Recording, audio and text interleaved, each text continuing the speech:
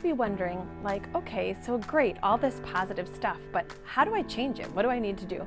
And first I want to tell you a story. I actually was a very negative person. I would always think the worst of people. I'd always think, oh, I'm just so terrible. And then I started working on it and I saw a change. And now people actually say, you're one of the most positive people I know. And my husband and I laugh because he knows how negative I was when we got married 16 years ago. So it is possible to change. So the first thing I want you to do is start your day with something positive. You don't pick up your phone first thing. You don't get into email. You don't watch the news. Instead, you find either a short snippet like Darren Hardy, who's going to fill you with something positive. You read the Bible. You listen to an uplifting podcast. That's where you're going to first start your day. Then the other thing you're going to start to do is when you feel yourself going down that negative track, you're going to take each thought captive. You're going to stop it and go, wait a minute, is this true? So when you text a friend and you don't get a response back right away, think about what happens to you when you don't respond to a text. Usually it's because one of my kids called me away, or I got busy, or I got distracted, or something happened. And remember that and assume that of your friend. Always put yourself in your friend's shoes. And sometimes you might think, well, I would have responded already. Well, remember to have grace with that other person, because you'll always think better and act better to them when you think the best of them. So the second thing is really just thinking the best scenario of the other person in any situation. If somebody's taking really slow in line and you're in a hurry, just think, man, maybe they're older, or maybe they just got some bad news, or maybe they have a medical condition that slows them down. Tell yourself those things, and it doesn't necessarily matter if you know exactly what's going on. The point is it's going to change your attitude and how you respond to somebody else. The other thing that's super negative is social media. So if you have somebody on your news feed that's just really dragging you down, guess what? Unfriend them. Now you might think, but they might know, or they might find out. Who cares? People have unfriended me, and sometimes I reach out because I feel bad and I say, hey, and sometimes I don't, and sometimes it just doesn't matter.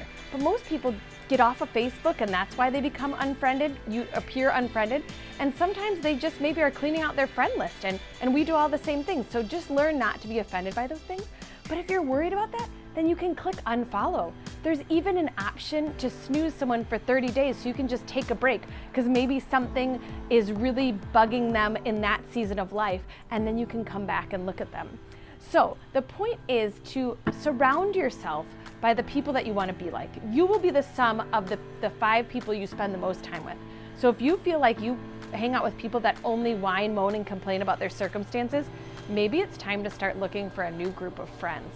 And I know those are hard things to hear, but find people that are going to encourage you in your weight loss journey, in your health journey, in starting a business, in pursuing the things you want to do, whether it's a stay-at-home mom or maybe even pursuing a career. You want people that are going to make you a better person, that are going to push you.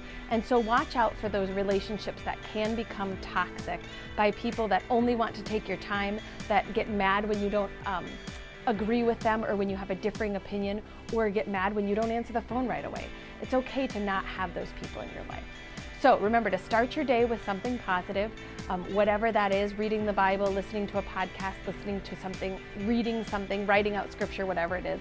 And then remember, secondly, to take every thought captive and to put a positive spin on it and to think the best of other people. And then the third thing is to be really careful about social media.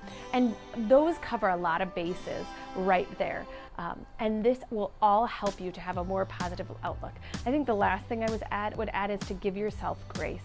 Don't think of something as a failure. Think of it as a learning experience.